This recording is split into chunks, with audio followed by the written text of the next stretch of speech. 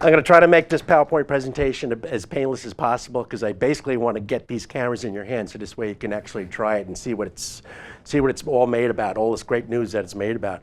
I mean, the E-M1 is really taking the industry by storm simply because it's very revolutionary, thank you. Extremely popular, and like they mentioned before, I mean, it's so popular that we can't produce them fast enough, and hopefully by December we'll be fulfilling all our back orders.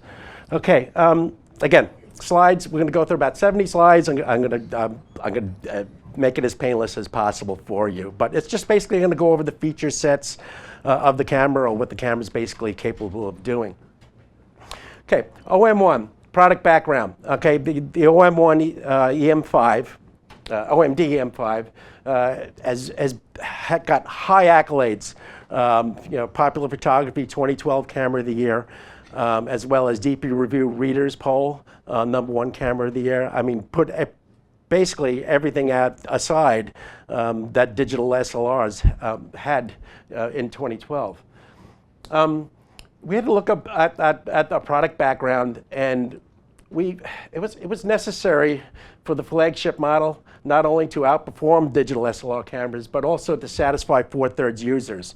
So we had to actually incorporate two technologies within this camera to satisfy micro 4/3 as well as our legacy line of lenses for 4/3 users.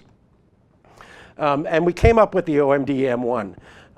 As you can see over here, it's a micro 4/3 body. If you want to use 4/3 system lenses, you need to use the MMF3 adapter. That will be the mate between 4/3 system lenses and the micro 4/3 system body. So it's very compatible. That works very well with both sets of lenses.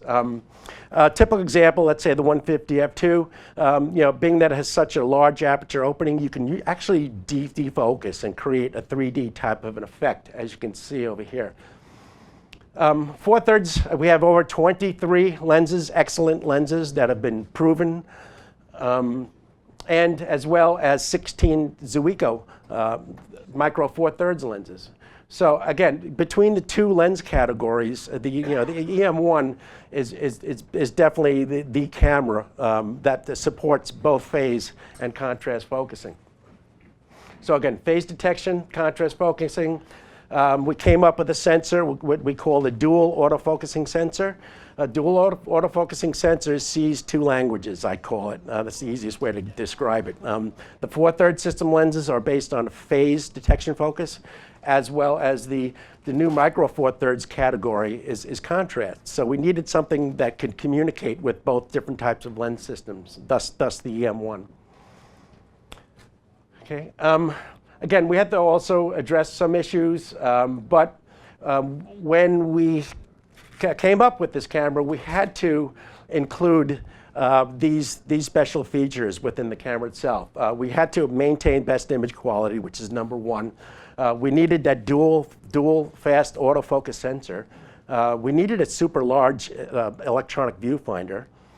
We needed a most effective 5-axis image stabilizer. In fact, we took that from the EM5 and actually improved on it as well. We have a thing called the 2x2 dial system, which actually you can actually program two sets of different features for that. Built-in Wi-Fi, okay, it's completely compatible to your Android device or your Mac device as well. And dust and splash-proof design, so we need to maintain that quality. We also included a low temperature resistance with the EM1. I'll get into that spec a little bit later. Okay, so there's three major components that are very important to produce great image quality. You need an excellent lens system. Okay, you need a great sensor, and in this case, the dual autofocus sensor, as well as the latest generation TruePic 7 processor. So these three components are very important to make excellent image quality. People ask, our 4/3 sensor, how does it perform, or how does it stack up against APS-C?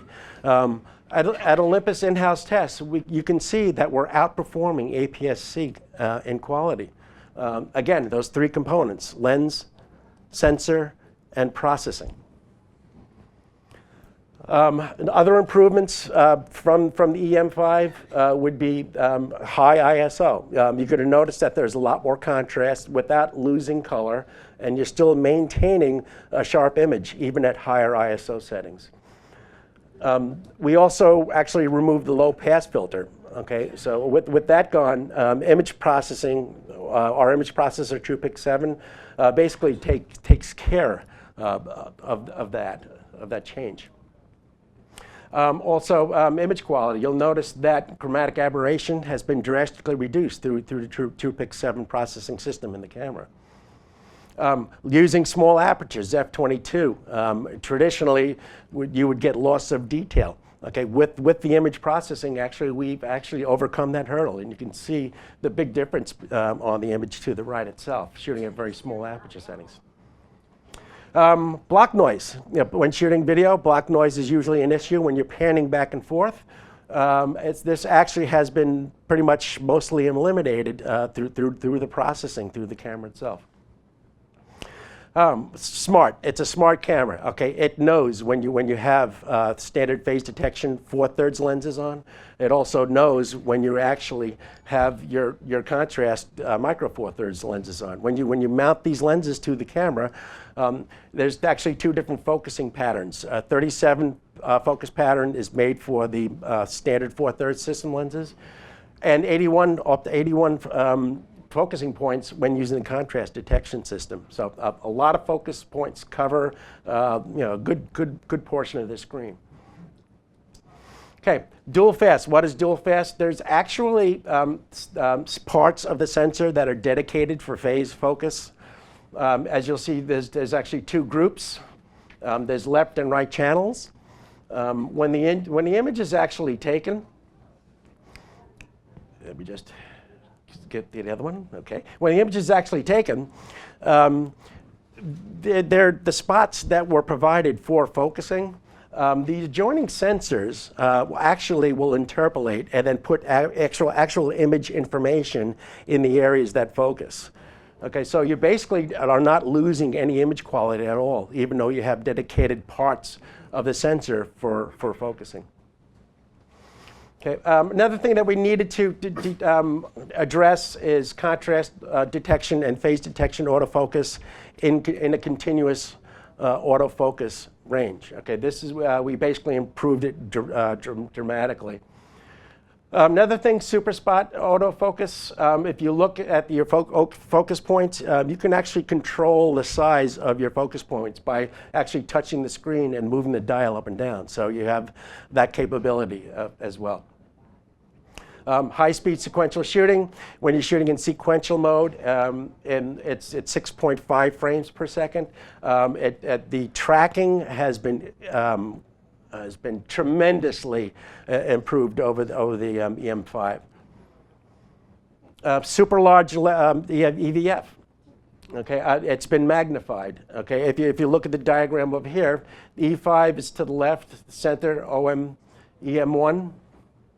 Okay, and if you look at the full frame censored camera, you actually get more image information and more of an image in the viewfinder in the E-M1 versus the E5 and the full frame censored camera.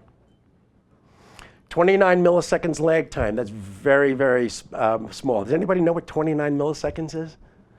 Okay, one of our sales guys at West said, 186 light travels at 186,000 miles per second.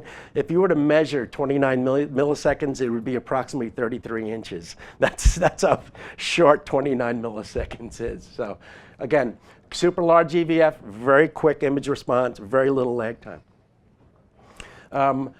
Advantages to electronic EVF. If you look at the upper left, okay, you can change aspect control, whether it's 2.3, 6x6, 16:9. You can't do that on a standard optical viewfinder. When you adjust highlights and shadows, okay, all that you can see before the actual image is taken. You can magnify your display. You can also control color.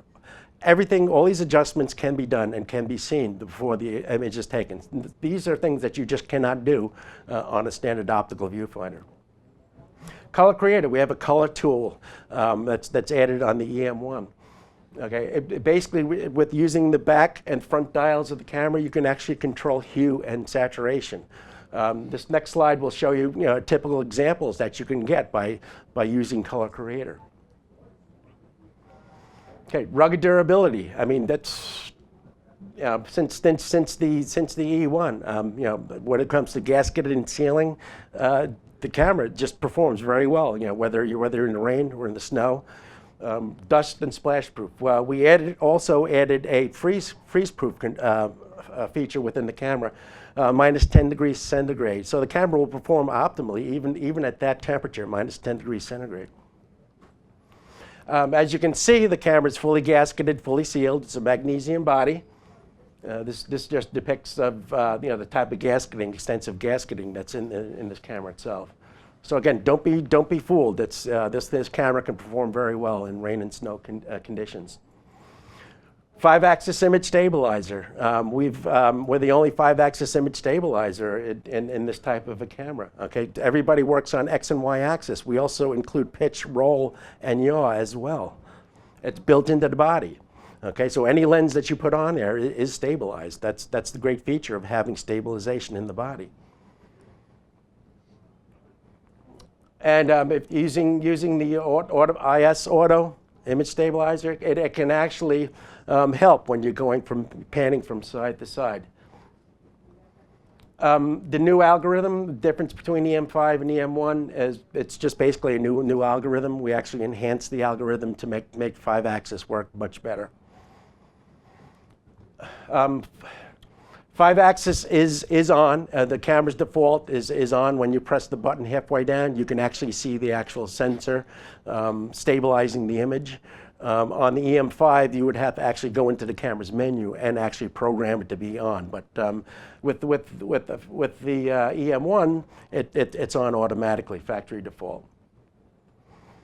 They're 2x2 dial. There's a 2x2 dial that's on the back that you can actually control specific camera functions. It's all user programmable. What's great about this feature is as you push or snap the dial up and down, all this can be done while your eye is still on the viewfinder.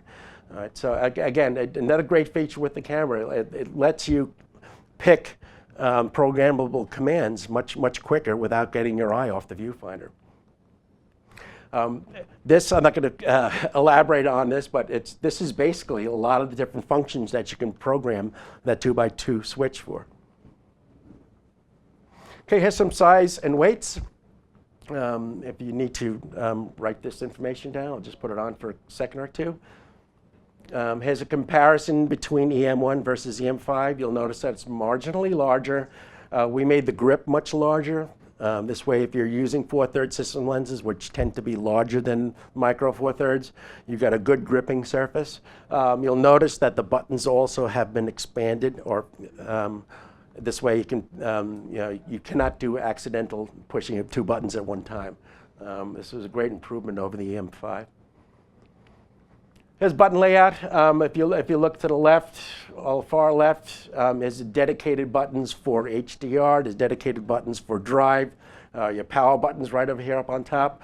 It has a locking mode dial. You can actually push the button down to lock the dial to prevent it from accidentally moving. Your rear and front dials are over here. These are going to be your 2 best friends. A movie button, just instant press of the movie.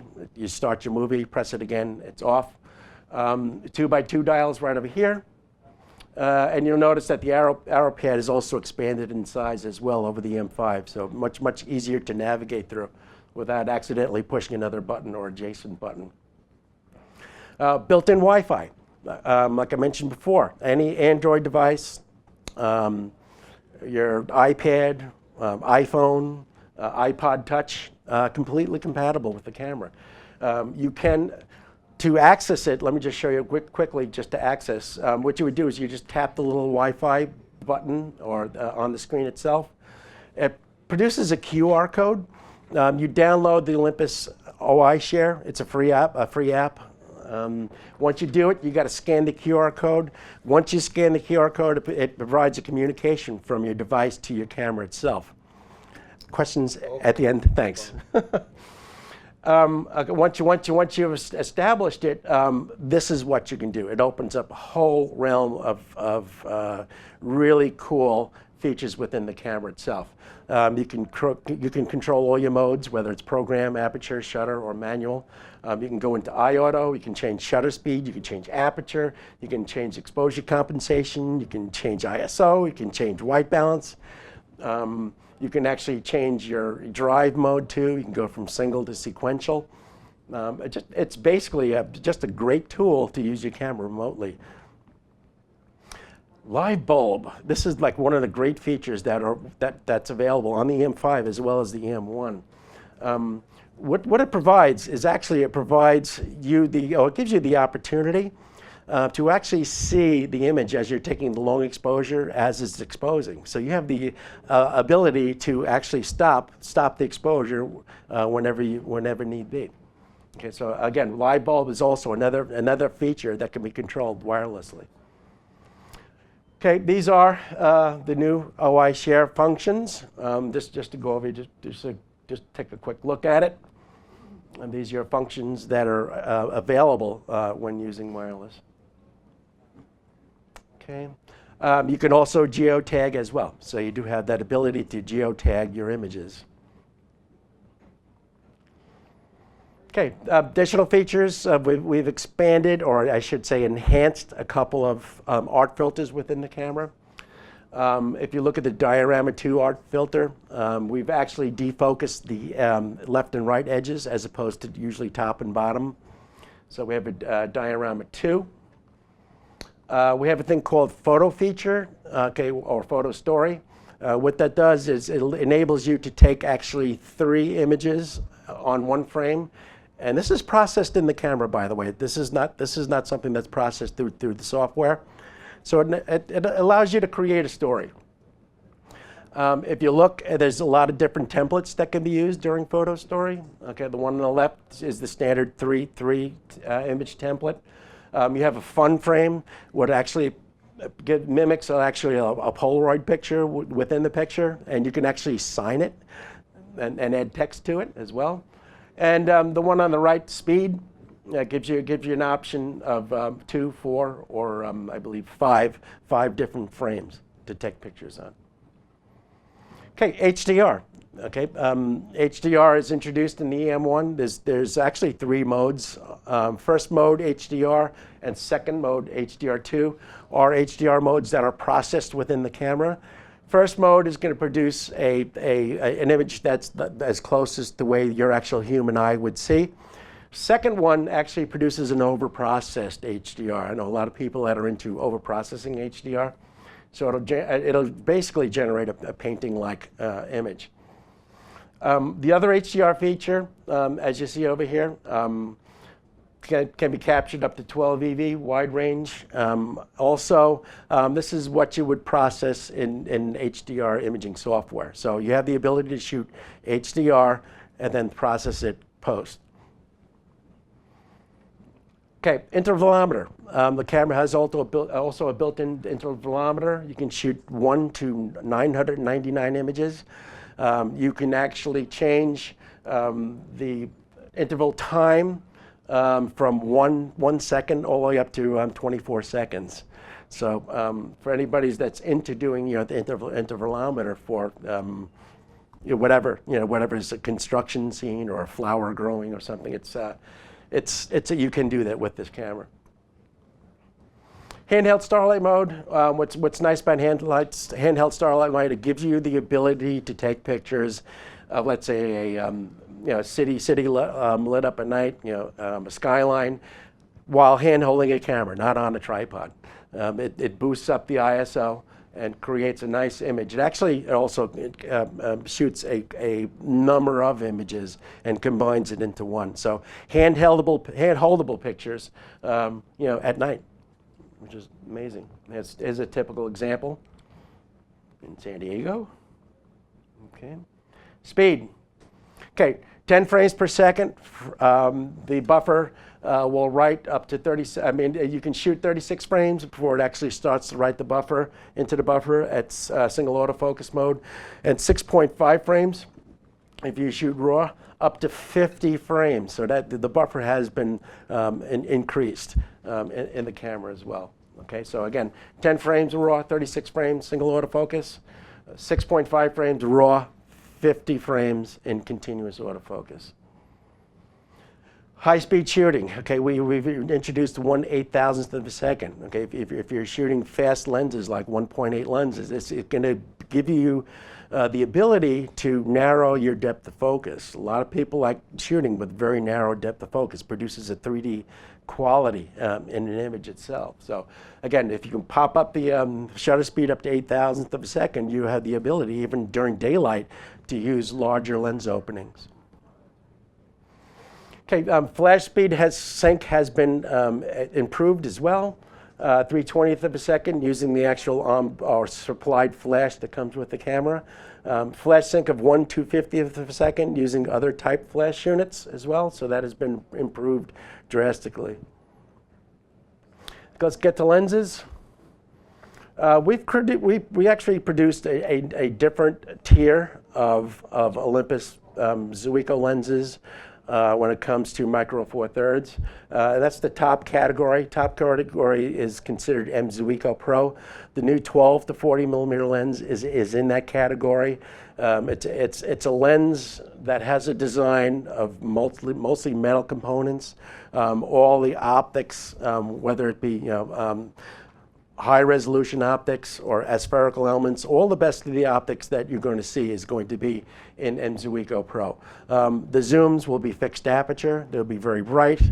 So you have the ability of taking pictures in low light without using flash. And they're also going to have the weatherproof and freeze-proof design as well. So again, snow-proof, splash-proof, as well as freeze-proof to -10 degrees centigrade. Your M.ZUIKO premium lenses are pretty much your primes, the fast primes, like your 12 millimeter f2, 17 millimeter 1.8, 45 1.8, 75 millimeter 1.8 cameras. And your M.ZUIKO Pros are your compact light, I call consumer grade lenses, like your 14 to 42, your 40 to 150. So 3 different tiers for micro four thirds. Okay, the new lens, 12 to 40 millimeter f2.8 Pro. Okay, this is the first in this Pro category for micro four thirds. It's a constant aperture throughout the whole zoom. It's dust proof, it's splash proof. Again, also freeze proof to -10 degrees centigrade. It's going to carry all the best SQ or HQ optics in the lens itself. Obviously, movie still compatible, so you don't have to worry about listening to focusing noises when you're shooting movies as well. 0 coatings doesn't mean that it doesn't have any coatings. It's Olympus's actual 0 coatings. Do we know what it stands for, Rich? M.ZUIKO, extra reflective optical coating. Okay, thanks, Rich. It's $9.99. Okay, locking lens hood included. Comes with a pouch. Comes with all the caps. Locking lens hood. And an actual lens shade itself. Focusing 7.9 inches, that's from the actual CCD plane to your actual subject at full telephoto. So very, very close focusing lens, like some of its bigger brothers in the standard four thirds. As you can see, it very well built, very well sealed. The actual little blue part that you see right over here is actually a membrane that will let air in and out, but will not let water or dust inside. So again, very well complex design. Like inside the house. Yep, no problem. Okay, manual focus clutch on the lens. If you just snap that front ring backwards, it actually is a manual focus clutch. It actually stops at close focus and just past infinity, and it has a good feel. It has a good manual focus feel. Just a great improvement over other lenses. There's your question right there. The actual 12 to 40 actually comes with a shade, comes with a cap, comes with a pouch itself. So it's nothing that you have to purchase as an accessory. It comes with the lens. Our new lens that will be available sometime this year, M.ZUIKO Pro 40 to 150. It's f2.8 across the board. I don't have any pricing, and I cannot tell you, unfortunately, when, but sometime in 2014. Your complement to your 12 to 40, your 40 to 150 is here. Between those two lenses, you'd be covering everything equivalent from 24 to 300 millimeter in two lenses. So again, dust proof, splash proof, freeze proof to minus 10 degrees centigrade. Here's our lens map or road map. I'll just display it for a little, this way you can look. Again, you can utilize my standard 4/3 system lenses with the MMF3 adapter. You'll still maintain dust-proof, splash-proof design as well with the MMF3 adapter, and the 4/3 system lenses that also have that that criteria. Okay. Again, you know, if you look at all micro 4/3 lenses, again, a lot of people ask me this question. It's all compatible with our Pen series line cameras as well, so just keep that in mind. Okay, all our M.ZUIKO digital contrast lenses right over here, all compatible with Pen series cameras. Optional power battery holder, HLD7, is available for the camera. It's nice, it's a vertical grip. You have a front and rear dial, you have an actual shutter button, you have two programmable function buttons. It also provides an area for an extra battery and an AC port as well. So you know, definitely worth the money if you like the camera just a little bit more to hold. It's definitely a great accessory to the camera itself. And the PT-EP11 underwater housing. Okay, so if you're an avid diver, the camera can be submerged with this specific underwater housing. Whether you're a hobbyist or a professional, B&H has the answers to your questions. Experience a world of technology at our New York City Superstore. Connect with us online or give us a call. Our staff of experts is happy to help.